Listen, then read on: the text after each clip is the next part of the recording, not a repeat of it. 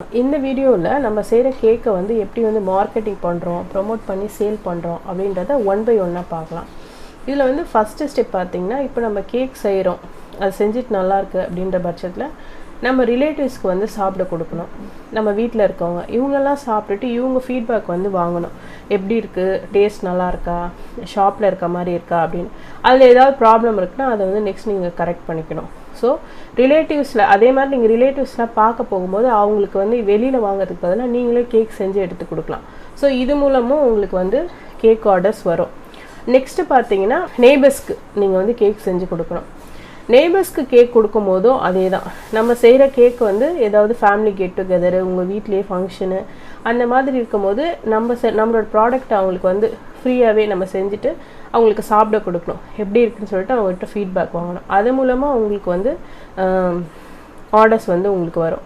Next வந்து வாட்ஸ்அப்பில் வந்து பார்த்திங்கன்னா, நீங்கள் செய்கிற கேக்கெலாம் வந்து நீங்கள் ஸ்டேட்டஸாக போடலாம், ஃப்ரெண்ட்ஸுக்கெலாம் வந்து நீங்கள் ஷேர் பண்ணலாம், டிபி வைக்கலாம்.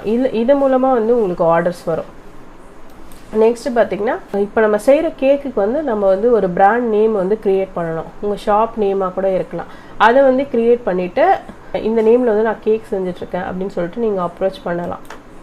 நெக்ஸ்ட் வந்து பார்த்திங்கன்னா, ஒரு விசிட்டிங் கார்டு மாதிரி நீங்கள் ரெடி பண்ணிக்கலாம். உங்களோட பிராண்ட் நேம் போட்டுட்டு பேக்கில் வந்து நீங்கள் என்னென்னலாம் வந்து கேக் செய்கிறீங்க, black forest, white forest with ரேட்டோடு நீங்கள் போட்டுக்கிட்டீங்கன்னா நீங்கள் யாராவது மீட் பண்ணும்போது அவங்க கேட்கும்போது அதை அப்ரோச் பண்ண உங்களுக்கு கரெக்டாக இருக்கும்.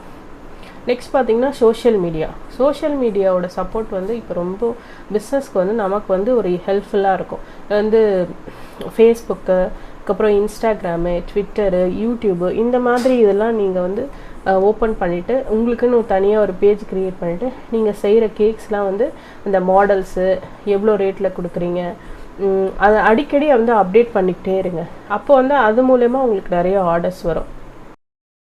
இப்போ வந்து பேசிக்ஸ் லெவலில் உங்களுக்கு வந்து இந்த மார்க்கெட்டிங் டிப்ஸ் வந்து கரெக்டாக இருக்கும். இன்னும் நிறைய மார்க்கெட்டிங் டிப்ஸ்லாம் இருக்குது. அது வந்து அட்வான்ஸ் கிளாஸில் நம்ம என்னன்றதை பார்க்கலாம்.